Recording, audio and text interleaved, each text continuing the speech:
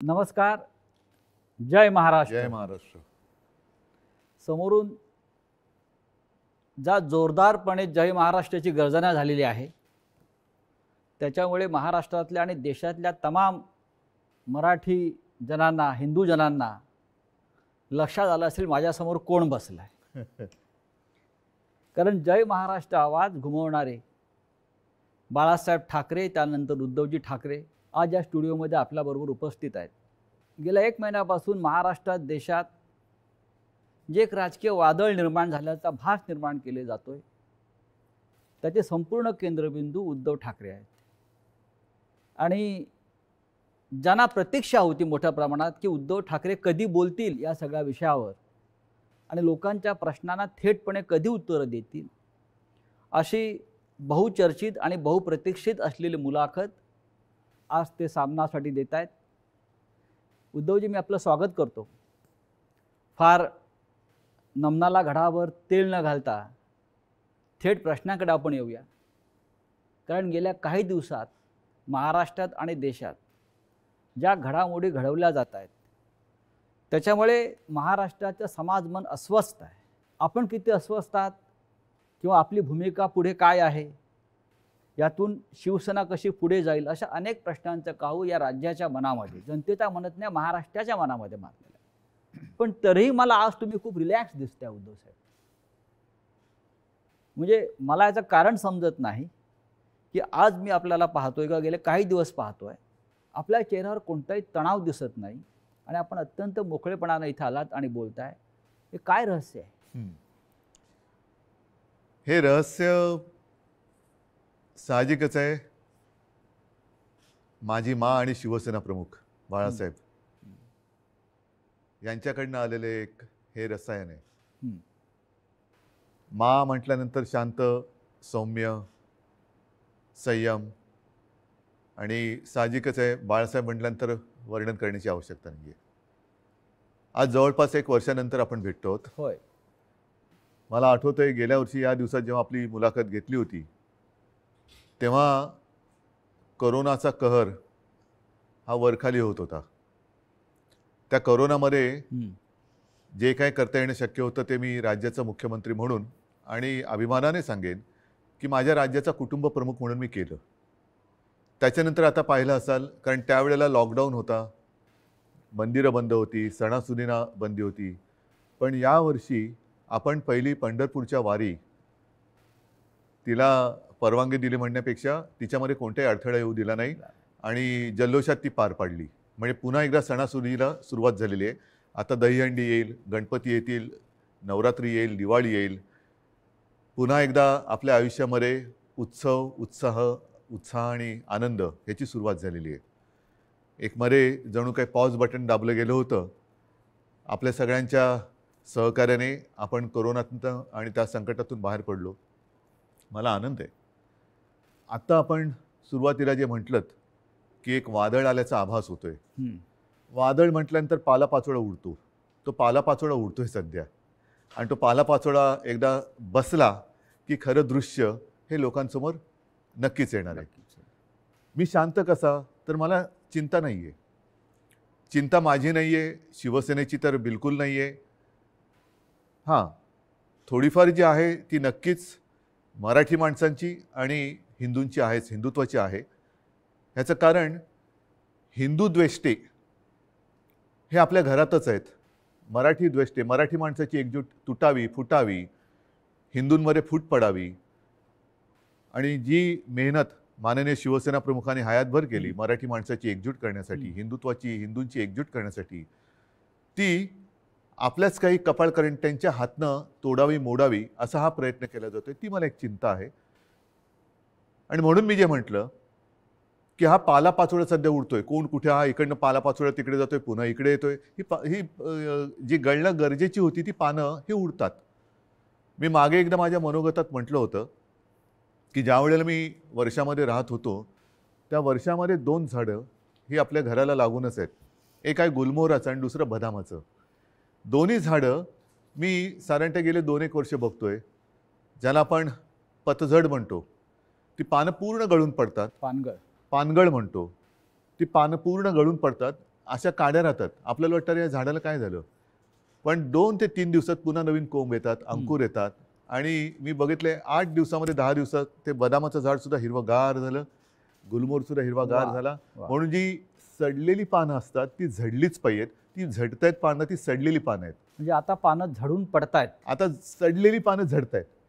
ज्यांना त्या झाडाकडनं सगळं काही मिळालं, सगळा रस मिळाला, सगळं मिळालं, म्हणून त्यांचा टवटवीतपणा होता, ती पानं सगळं झाडाकडनं घेऊन ती गळून पडतायत. आणि हे बघा कसं उघडं बोडकं झाले झाड, असं ते दाखवायचा प्रयत्न करतायत. पण दुसऱ्या दिवशी आपला माळीबुवा येतो, ती झाड सगळी पुन्हा ती पानगळ केळ्याच्या टोपलीत घेतो आणि घेऊन जातो. आता ती प्रक्रिया सुरू आहे केळ्याच्या टोपलीत झडलेली सडलेली पानं टाकण्याचा. आता सुरू झाले, आता नवीन कोंब फुटायला लागलेले आहेत. आणि शिवसेना आणि तरुण युवा हे नातं हे शिवसेनेच्या जन्मापासूनचं आहे. नक्कीच, कारण वयाच्या 80 हां, मात्र एक आहे, हां. अजूनही काही ज्येष्ठ शिवसैनिक हां. ते येऊन येऊन भेटत आहेत, ज्यांनी बाळासाहेबांसोबत काम केलेलं आहे, पहिल्या पिढीचे ज्यांना म्हणू. आणि तो संघर्ष त्यांनी पाहिलेला आहे, संघर्ष केलेला आहे. त्यांना शिवसेना म्हणजे नेमकं काय ते कळलेलं आहे. त्यांना आत्तापर्यंत अनेकांना शिवसेनेकडनं काही मिळावं अशी अपेक्षाच नव्हती, आजही नाही आहे. पण ते येऊन येऊन आशीर्वाद देत आहेत. तुम्ही आता मगाशी वर्षाचा उल्लेख केलात, मलबार हिलवरचं वर्षा बंगला, मुख्यमंत्र्यांचं निवासस्थान. आणि मगाशी मी आपल्याला म्हटलं की आपण खूप रिलॅक्स दिसताय. पण मला असं दिसतंय की मलबार हिलवरून आपण परत मातोश्रीला आल्यावर जास्त रिलॅक्स झालं. जास्त माझं घर आहे ते. म्हणजे मी तुम्हाला एक सांगतो मुद्दामून, ह्या काही हे माझे अनुभव आहेत. हां. जेव्हा माझी शस्त्रक्रिया झाली, हं. 2 शस्त्रक्रिया झाल्या होत्या. तो एक अनुभव माझा वेगळा आहे. तो कधीतरी तो फार विचित्र अनुभवातून मी गेलो आणि ठीक आहे. पण त्यावेळेला जेव्हा ॲनेस्थेशियामधनं मला जागवलं, मुख्यमंत्री असताना. मुख्यमंत्री होतो ना, शस्त्रक्रिया हां, झाली. अच्छा, अलीकडचं. ऑपरेशन थिएटरमधनं बाहेर ते ॲनेस्थेशियातून बाहेर आल्यानंतर काढताना मला डॉक्टरने विचारलं, सर कुठे जायचं, मातोश्री की वर्षा? मी पटकन म्हटलं मातोश्री. आणि मग डॉक्टरने सांगितलं, डॉक्टर मला तुम्ही गुंगीत सुद्धा विचारलं असतं ना ॲनेस्थेशिया दिल्यानंतर सुद्धा, तरी मी मातोश्री हेच उत्तर दिलं असतं. म्हणजे तुमची इच्छा नियतीने पूर्ण केली असं म्हणताय तुम्ही मातोश्रीत येण्याची? नियती ही म्हटलं तर असते, म्हटलं तर नसते. मुळामध्ये माझी वर्षामध्ये जाण्याची इच्छा होती का? हां, ह्याचा अर्थ ते आता मुख्यमंत्रीपद गेले म्हणून मी वाईट असं नाही, ते एक वैभव आहे. म्हणजे त्या मुख्यमंत्रीपदाचा वर्षाचा मी अजिबात अनादर करणार नाही. ती एक वेगळी वैभवशाली वस्तू आहे. महाराष्ट्राचं मुख्यमंत्रीपद हे मोठं वैभवशाली पद आहे, जबाबदारीचं पद आहे. त्याचं पूर्ण आदर ठेवून मी कधीच वैयक्तिक अशी स्वप्न बघितली नव्हती. पण त्यावेळेला जे घडलं ते आजच्या लोकांना, ज्यांना आपण विश्वासघातकी म्हणू, त्यांना ते पूर्ण माहिती आहे कसा पण पाठीत तुम्ही- वार केला गेला आणि तुम्ही- कोणत्या परिस्थितीत महाविकास आघाडीला आपल्याला जन्म द्यावा लागला. हो, पण तुम्ही इस्पितळात असताना, तुम्ही गुंगीत असताना तुमचं सरकार पाडण्याचा प्रयत्न होत होता. त्या विषयावर बोलू का? असं साधारण तुम्ही सुद्धा काही कारण ठिकाणी मला सुतवास केलेला आहे. कुठेही त्या माझ्या अनुभवातनं सहानुभूती नको आहे. तो फार वाईट अनुभव होता. मानेची शस्त्रक्रिया ही कोणत्याही डॉक्टरनं किंवा कोणालाही ज्याला माहिती आहे त्याला विचारले का त्याच्यामध्ये धोके काय असतात, ह्याची कल्पना मलाही होती. पण ती करणं मला गरजेची होती. ती केल्यानंतर पहिली शस्त्रक्रिया झाली, त्यातून मी चांगला बाहेर पडलो होतो. अचानक एक 5-7 दिवसानंतर सकाळी जाग आल्यानंतर, खरं म्हणजे त्या दिवशी मला डॉक्टरने सांगितलं होतं की उद्धवजी उद्या आपल्याला जिना चढायचं आहे. तर मी मानसिक तयारीत होतो की आज जिना चढायचं, एक पाऊल पुढे जायचं आहे. सकाळी जाग आल्यानंतर जरा थोडासा एक आळस द्यायचा प्रयत्न केला तर मानेमध्ये जो एक असा क्रॅम्प म्हणतो असा आला आणि माझी मानेखालची सगळी हालचाल बंद झालेली. म्हणजे मला श्वास घेताना मी बघत होतो माझं पोटही हलत नव्हतं. पूर्णपणे मी निश्चल झालो होतो. एक ब्लड क्लॉट तिकडे आला होता. सुदैवाने डॉक्टर वगैरे सगळे जागेवर होते आणि ज्याला तो गोल्डन आवर म्हणतात, त्या गोल्डन आवरमध्ये ते ऑपरेशन झालं. म्हणून मी तुमच्यासमोर आज उभा आहे. त्या काळामध्ये माझ्या कानावर येत होतं, माझे हातपाय हलत नव्हते, बोटं हलत नव्हती. सगळ्यात टेन्शन मला होतं की समजा कुठे काय डास चावला, मुंगी चावलं तर खाजवायचं कसं. म्हणजे हा एक वेगळा विचित्र भाग होता. पण त्या काळात माझ्या कानावर येत होतं की काही जण मी बरा व्हावा म्हणून देवावरती अभिषेक करत होते आणि काही जण मी असाच राहावा म्हणून देव पाण्यात बुडून बसले होते. देव पाण्यात बुडून बसलेले लोक आता पक्ष बुडवायला निघालेत. आणि तेव्हा हे पसरवलं जात होतं की हा काय आता उभा नाही राहत, आपलं काय होणार, तुझं काय होणार. म्हणजे ज्या काळामध्ये आपल्या पक्षाला सावरण्याची वेळ होती, आपला मी पक्षप्रमुख, कुटुंबप्रमुख, शस्त्रक्रिया झाल्यानंतर माझी हालचाल होत नव्हती, त्या काळामध्ये ह्यांच्या हालचाली जोरात होत होत्या. हे नाही म्हटलं तरी एक मला वेदनादायी एक सत्य हे आयुष्यभर माझ्यासोबत राहणार की जेव्हा, आणि मी तुम्हाला जबाबदारी दिली होती पक्ष सांभाळायची, नंबर 2चं पद होतं, पक्ष सांभाळायला म्हणून पूर्ण विश्वास दिला होता. तो विश्वासघात तुम्ही, मी हॉस्पिटलमध्ये असताना, म्हणजे माझी हालचाल बंद होती तेव्हा तुमची हालचाल जोरात होती, आणि ती सुद्धा पक्षाच्या विरोधात. शिवसेनेच्या विरोधात किंवा शिवसेनेच्या बाबतीमध्ये हे विश्वासघाताचं राजकारण वारंवार का होतं? ह्याचं कारण शेवटी आम्ही पक्ष हा प्रोफेशनली नाही चालवत असं मी म्हणेन. तुम्ही सुद्धा गेले अनेक वर्ष शिवसेना अनुभवतात, शिवसैनिकच आहात तुम्ही, पण एक परिवार म्हणून आपण बघत आलेलो आहे. बाळासाहेबांनी आम्हाला तेच शिकवलं, माने तेच शिकवलं की एकदा आपलं म्हटल्यानंतर आपलं, त्याच्यावरती कदाचित जो राजकारणामधला गुन्हा किंवा चूक असेल ती आमच्याकडनं वारंवार होते. ती म्हणजे एखाद्यावरती विश्वास टाकला म्हणजे आम्ही त्याच्यावर अंधविश्वास टाकतो. पूर्ण जबाबदारी, मग त्याला ताकद देणं असेल, शक्ती देणं असेल.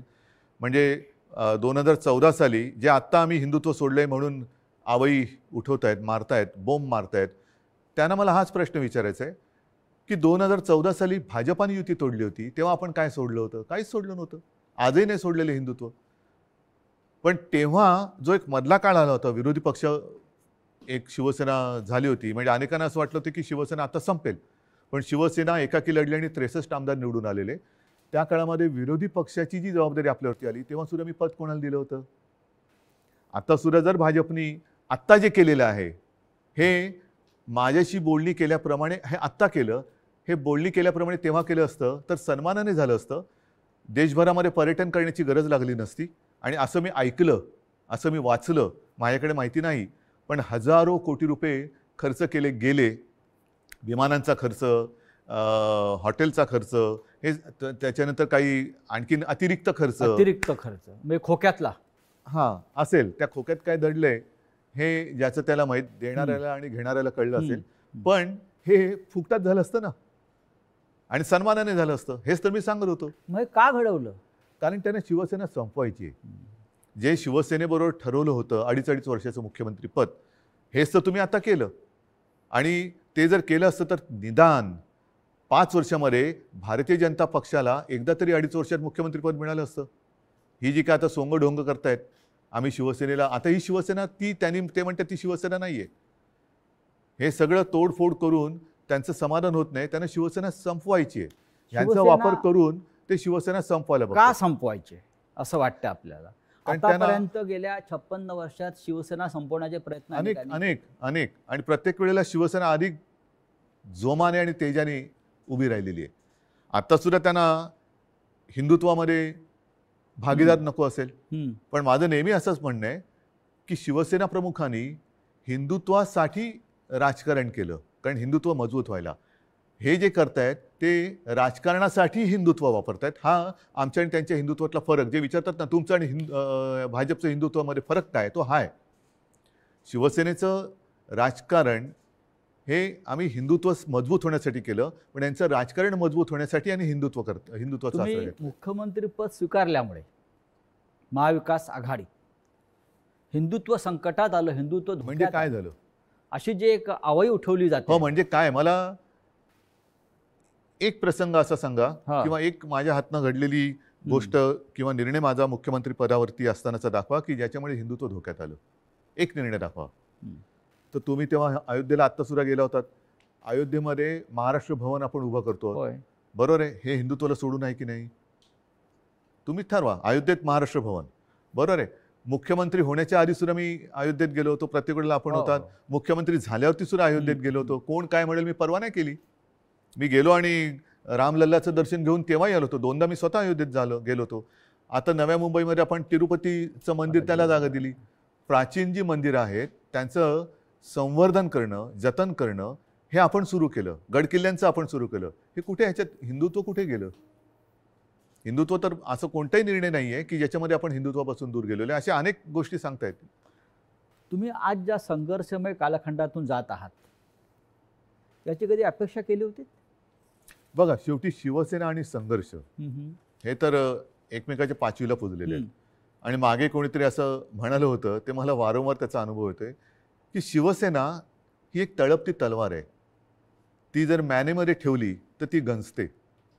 त्याच्यामुळे ती तळपलीच पाहिजे. आणि तलवार तळपणं म्हणजे संघर्ष आलाच. अर्थात याचा अर्थ अर्थार्थी कोणी घेऊ नये की तलवारीने वार कराबिरा, असं नाही माझं म्हणणं. ही एक उपमा आहे. आणि त्याच्यामुळे संघर्षासाठीच तर शिवसेना जन्माला आली. त्यावेळेला मराठी माणसासाठी, भूमिपुत्राच्या न्याय हक्कासाठी शिवसेनेचा जन्म झाला. त्याच्यानंतर हिंदुत्वासाठी शिवसेना लढली. मग ते 92-93 साल असेल किंवा कधी असेल. त्याच्यामुळे शिवसेना आणि संघर्ष, जिथे अन्याय तिथे वार, हे शिवसेनेचं ब्रीदवाक्य आहे. ज्या ठाण्यानं शिवसेनेला पहिली ताकद दिली, म्हणजे शिवसेना प्रमुख बाळासाहेब ठाकरे आणि ठाण्यांचं एक भावनिक नातं होतं. एक पहिला भगवा झेंडा जो आहे हा ठाण्यात फडकला आणि बाळासाहेब अभिमानानं त्यांच्या संपूर्ण कालखंडात जीवनात सांगत राहिले की ठाण्यानं मला पहिली सत्ता दिली. त्याच ठाण्यातून शिवसेनेला आव्हान उभं राहिलं. ठाणेकर सुज्ञ आहेत. हे जे पालापाचोळा जो आहे ते म्हणजे काय ठाणेकर नाहीत. ठाणेकर आणि ठाणेकर नागरिक, शिवसेनेचे ठाणे आणि ठाण्याची शिवसेना, हे जे नातं आहे ना, हे ह्या पालापाचोळ्याला तोडता नाही येणार. त्याच्यामुळे मी तर म्हणेन पूर्ण महाराष्ट्र आणि ठाणंसुद्धा, अर्थात त्याच्यात आलं मुंबईसुद्धा आली, सगळेजण निवडणुकांची वाट बघतायत. आणि म्हणून माझं मत हेच आहे की याच्या पुढे एक असा कायदा झाला पाहिजे की ज्यांना कोणाला युती करायची असेल त्या दोन्ही पक्षांचं, 3 पक्षांचं, 10 पक्षांचं जे काय कडवळ तुम्हाला करायचं असेल ते करा. मात्र तुमच्यामध्ये करार मदार काय झालेला आहे तो जनतेसमोर ठेवा. जागा वाटप किती होणार आहे, कोणत्या ध्येयावरती, धोरणावरती तुम्ही युती करणार आहात, काय पुढे करणार आहात, हे करा. म्हणजे काय झालं असतं, एक तर जे माझं आणि भारतीय जनता पक्षाचं ठरलं होतं ते जे आता आधी नाकारून आता त्यांनी ते केलं, हे आधी जनतेसमोर उघडपणाने आलं असतं. दुसरी गोष्ट, निवडणुकीनंतर जे काय त्यामुळे मला करावं लागलं, महाविकास आघाडीचा जन्म नसता झाला. तो महाविकास आघाडीचा जन्म आम्ही दिला तेव्हासुद्धा तुम्ही बघितलं की आम्ही शपथ जी मी घेतली ती शिवतीर्थावरती घेतली. छत्रपती शिवाजी महाराजांच्या पुतळ्याच्या आणि बाळासाहेबांचं स्मारक आहे तिकडे, त्या साक्षीने घेतली. हजारो लाखो लोक आणि शिवतीर्थ हे भगवं पूर्ण फुलून गेलं होतं, ओसांडून वाहत होतं पूर्ण. म्हणजे जर लोक नाराज असतील तर तिकडे कोणी आलं नसतं. पण तरी देखील माझं मत असं आहे की आता निवडणुका घ्या. जर आम्ही महाविकास आघाडी स्थापन करून चूक केली असेल तर लोक आम्हाला घरी बसवतील.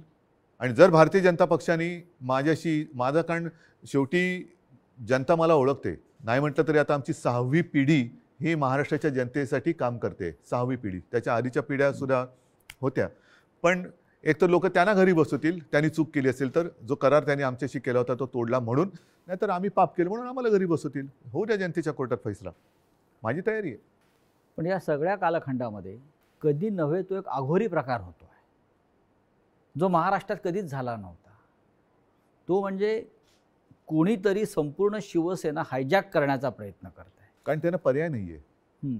कारण नीट लक्षात घ्या, हा महत्त्वाचा प्रश्न आहे, एक बारकाव लक्षात घ्या.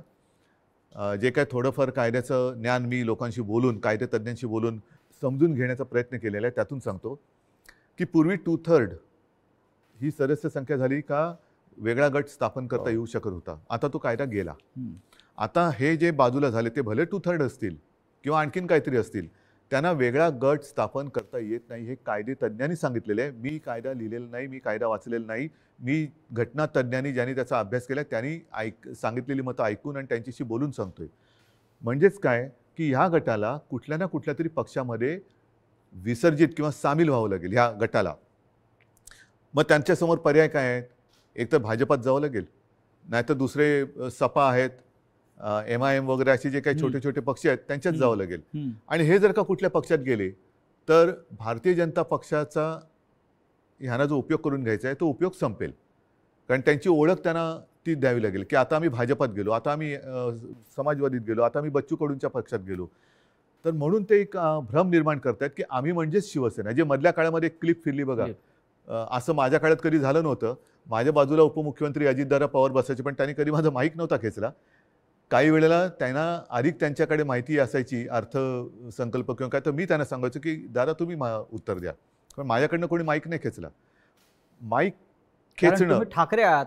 तो तर भाग झालाच, पण एक आमच्या महाविकास आघाडीमध्ये एक समन्वय. सभ्यता होती, सभ्यता होती. सभ्यता होती आणि समन्वय होता.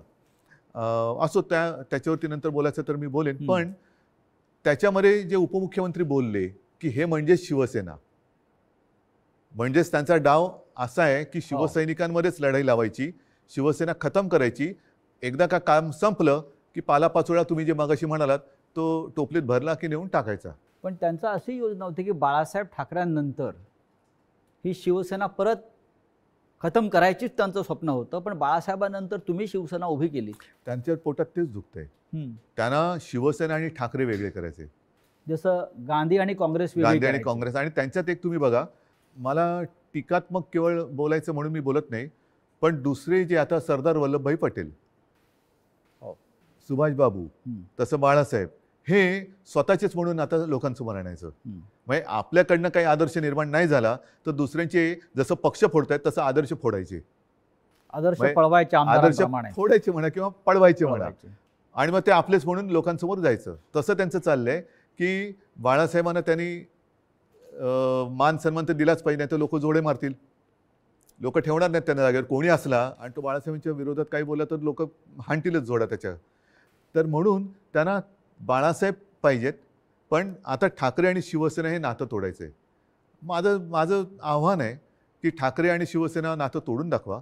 मात्र ते करताना माझ्या वडिलांचे फोटो लावून मतं मागू नका.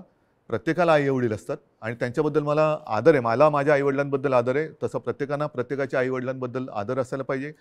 आता गेल्या आठवड्यात गुरुपौर्णिमा झाली. मी माझ्या वडिलांना, आजोबांना गुरु मानतो. प्रत्येकाने पितृदेव भव मातृदेव भव देव मानलं पाहिजे. स्वतःच्या आईवडिलांचे फोटो लावावेत आणि मतं मागावीत. जर आज माझ्या दुर्दैवाने माझे आईवडील माझ्यासोबत असे नाही आहेत, पण ते नेहमी मी माझ्यामध्ये आहे असं मानतो, पण ज्यांची आई आणि वडील हे सुदैवाने त्यांच्यात आहेत, तर मी म्हणेन असा आशीर्वाद पुन्हा दुसरा मिळू शकत नाही. त्यांना घेऊन सभा घ्याव्या, भाषणं करावीत आणि मतं घ्यावीत. माझे वडील काय चोरताय? माझे वडील कशा? म्हणजेच काय की तुमच्यात कर्तृत्व नाहीये, तुमच्यात हिंमत नाहीये, तुम्ही मर्द नाही आहात, तुम्ही विश्वासघातकी आहात. आणि लोकांचा, माझा तर केलाच, लोकांचा विश्वासघात करताना बाळासाहेबांच्यावरनं संभ्रम कशाला करतायत? तुमच्यात तुमचा मर्दाचा चेहरा घ्या आणि जा पुढे आणि मागा मतं. नाही, पण निवडणूक आयोगापुढे आता एक नवीन खटला उभा राहतो आहे. तो म्हणजे धनुष्यबाण कोणाचं चिन्ह, जे शिवसेनेचं जे लोकांपर्यंत पोहोचलं. बघा, मला अजूनही देशाच्या घटनेवरती भरोसा आहे, कायद्यावरती भरोसा आहे. चोरीमारी सगळीकडे चालते असं माझं मत नाही आहे तेवढा. कारण मी जे म्हटलं ना की सत्यमेव जयते, नाहीतर हे तुम्हाला वाक्य पुसावं लागेल आणि मग दोन वाक्य करावं लागेल एकाची. एक तर म्हणजे असत्यमेव जयते आणि दुसरं वाक्य सत्तामेव जयते. त्याच्यामुळे सत्तामेव जयते पुढे तुम्ही असत्य घेऊन जर का करणार असाल तर ते काही लोक खपून नाही घेणार. आज वेळ अशी आणलेली आहे, हे दुर्दैव आहे महाराष्ट्राचं म्हणतो, की ठाकरेंना पुरावे द्यावे लागतात शिवसेना खरी किंवा खोटी. नाही, लोक वाट बघतायत निवडणुकांची. म्हणजे आम्हाला पुरावा द्यायची गरज नाही. लोक म्हणतात की आम्हाला निवडणुका येऊ दे, ध्यानच पुरून टाकतो. बरं, जनताच पुरावा देईल. जनताच त्यांना पुरून टाकेल राजकारणामध्ये. आज जी फूट दिसते शिवसेनेत, अशा प्रकारची फूट याआधी राणे भुजबळांनाही पाडता आली नव्हती. असं का घडलं? ज्यांना मी अधिकार दिले होते, ज्यांना मी म्हणजे त्यावेळेला लोक माझ्या तोंडावर नव्हती बोलत, पण मला कुजबूज आहे की अरे काय मुख्यमंत्री, नगरविकास खातं मुख्यमंत्र्याकडे असायला पाहिजे, मलईदार खातं म्हणतात. मला मलाई बिलई खाण्यासाठी मी गेलो नव्हतो. मी माझ्याकडे जी खाती ठेवली होती ती एक GAD, ज्याला सामान्य प्रशासन म्हणतात, न्याय व विधी. IT मध्ये मला खरंच काहीतरी एक तंत्रज्ञानाचा उपयोग सगळ्या खात्यांसाठी काहीतरी करता येईल का, हा एक माझा विषय होता. राजीव गांधींनी एक क्रांती केली होती, तसा एक विषय होता. आणि त्याच्यानंतर काही काळ एका दुसऱ्या मंत्र्यांनी दिवे लावले म्हणून त्यांचं खातं माझ्याकडे थोडे दिवस मला ठेवावं लागलं होतं.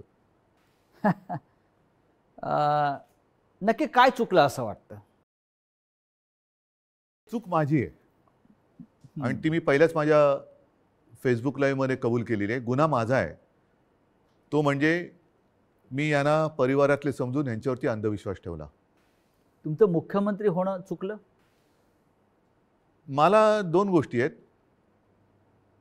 समजा मी मुख्यमंत्री त्यावेळेला यांना केलं असतं, हां. यांनी वेगळं आणखीन काय केलं असतं? कारण यांची भूकच भागत नाही. यांना मुख्यमंत्रीपद पण पाहिजे आणि आता पक्षप्रमुख म्हणजे शिवसेना प्रमुख व्हायचे. शिवसेना प्रमुखांबरोबर स्वतःची तुलना करायला लागलात. म्हणजे हे जे आहे ना, ही राक्षसी महत्वाकांक्षा आहे आणि ह्याला हावरटपणा म्हणतात. हाव म्हणजे एक दिलं तरी तुझं तेही माझं, माझं तेही माझं, तुझं तेही माझं, ह्याचं तेही माझं, त्याचं तेही माझं, माझं ते माझं, तुझं तेही माझं इथपर्यंत होतं. आता ह्याचंही माझं आणि त्याचंही माझं इथपर्यंत त्यांची हाव गेलेली आहे. या हावरटपणाला सीमा नसते. की महाविकास आघाडीचा प्रयोग चुकला? महाविकास आघाडीचा प्रयोग जर का चुकला असता तर लोकांनी उठाव केला असता. लोकांनी, जनतेने केला असता. तसं नाही झालं. जनता ही आनंदी होती कारण आल्याच आम्ही पहिल्यांदा शेतकऱ्यांना कर्जमुक्त केलं होतं. हां. त्याच्यानंतर करोना काळामध्ये मी अभिमानाने सांगेन, संपूर्ण माझ्या मंत्रिमंडळातील सहकाऱ्यांनी, प्रशासनाने आणि जनतेने उत्तम सहकार्य केलं. म्हणूनच ज्या पहिल्या 5 मुख्यमंत्र्यांमध्ये माझं नाव आलं, ते मी माझं नाव नाही मानत, ते जनतेचा मी प्रतिनिधी म्हणून ते नाव आलं होतं. जर समजा यांनी सहकार्य नसतं केलं तर कोण होतो मी? मी कोण होतो? मी एकटा काय कर बरं, मी तर घराच्या बाहेरही पडत नव्हतो कारण घराबाहेर पडायचं नाही हेच मी लोकांना सांगत होतो. जाऊन घोळके करा. फुटीरांचा आक्षेप त्याच्यावरच आहे.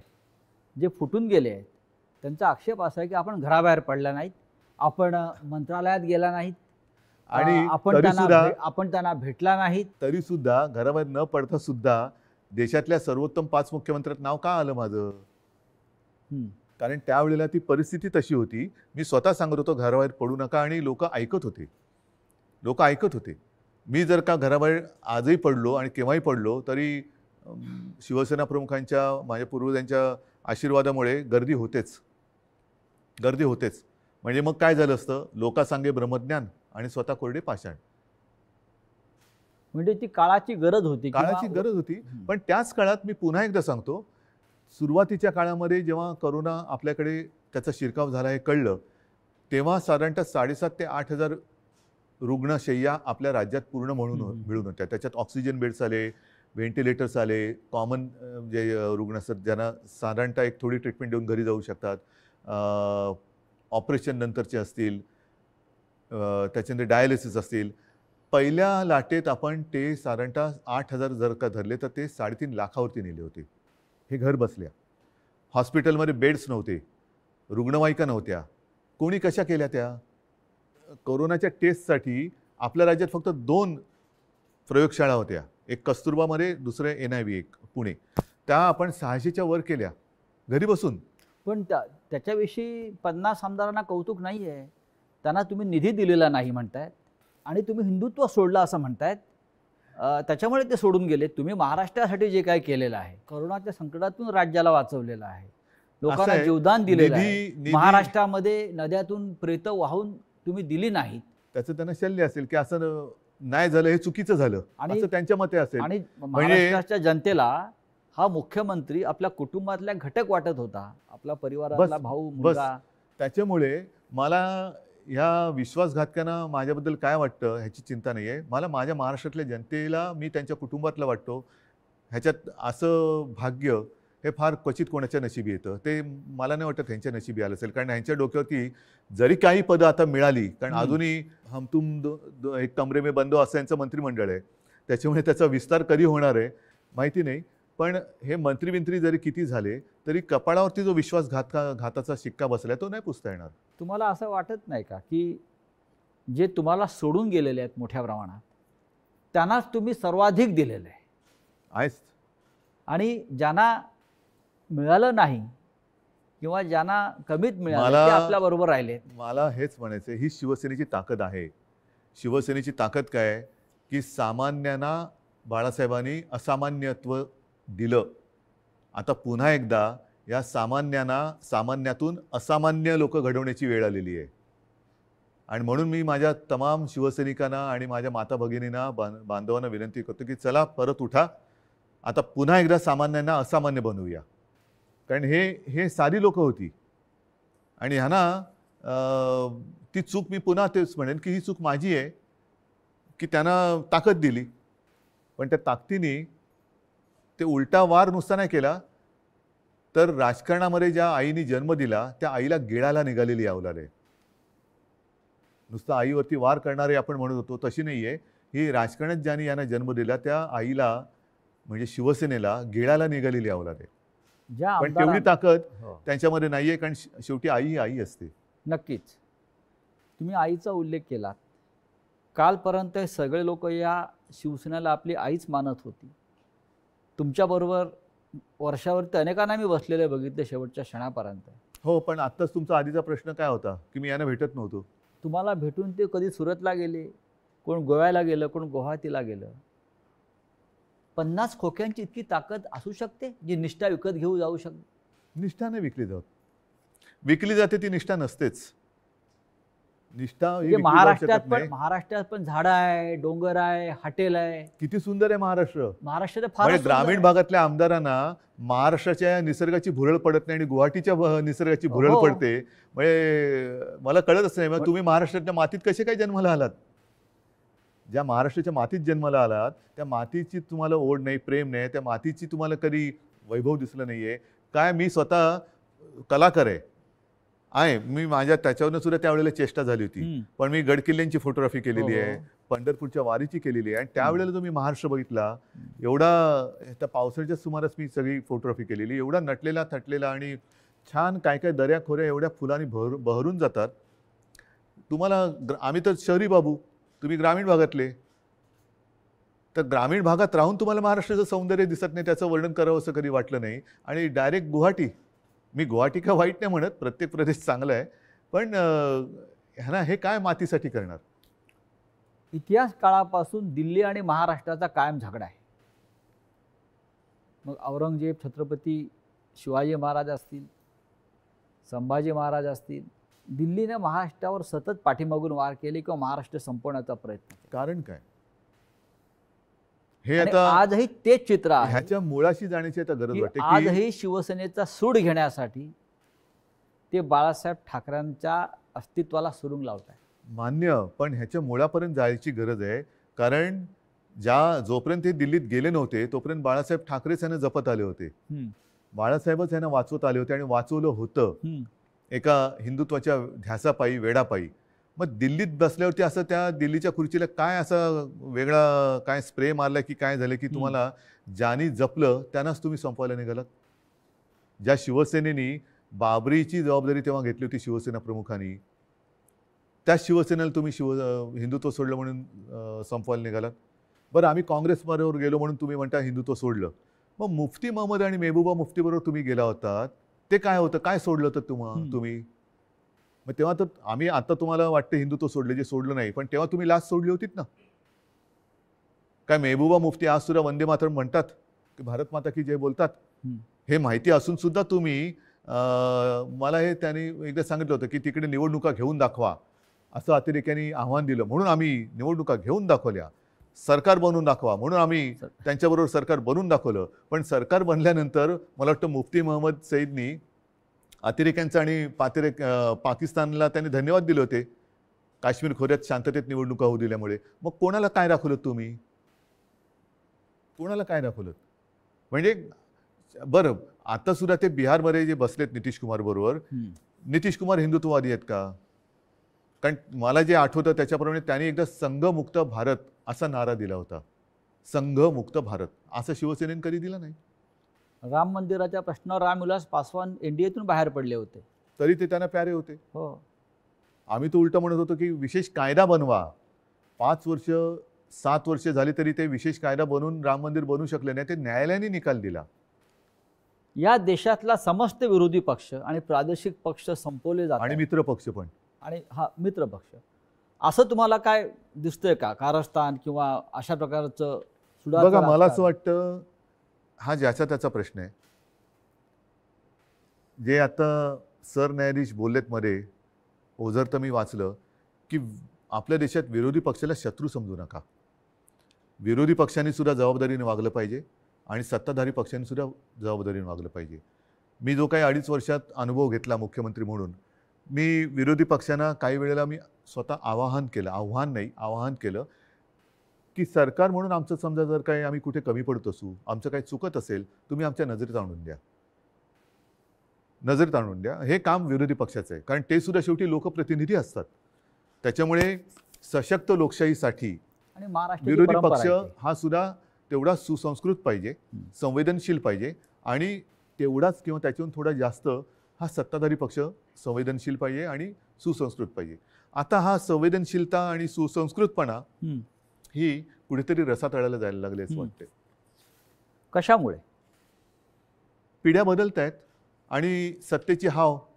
आता काय झालेलं आहे, फास्ट फूडचा जमाना आलेला आहे. हा, तुम्ही फोन केला की 10 मिनिटात, 15 मिनिटात, 20 मिनिटात पार्सल आलंच पाहिजे. तसं मी पक्षात गेलो की मला थोड्या दिवसात काहीतरी मिळालंच पाहिजे, नाही गेलं तर माझ्याकडे दुसरं आहे. या देशामध्ये विरोधी पक्षच राहू नये. मग राज्यामधले शिवसेनेसारखे प्रादेशिक पक्ष असतील किंवा राष्ट्रीय पातळीवरचे काँग्रेससारखे पक्ष असतील, आणि त्यांना संपवण्यासाठी साम दाम दंडभेद ह्यातनं काय साधलं जाणार? म्हणजे केंद्रीय तपास यंत्रणांचा ईडी नाही. असेल, सीबीआय असेल, ह्यातनं साधणार काय? यांचा जो गैरवापर सुरू शेवटी आहे. शेवटी जनता ही सार्वभौम आहे, आणि तुम्ही बघितलं असाल की जनतेच्या मनाविरुद्ध एखादा निर्णय गेला तर जनता थांबत नाही, ती रस्त्यावरती उतरते. आपण जो संवाद जनतेशी साधत आहोत, मला असं वाटतं जनतेच्या सगळ्या प्रश्नांना आपण भरभरून उत्तरं देताय, मनापासून बोलताय. हा संवाद आपण असाच कायम ठेवू.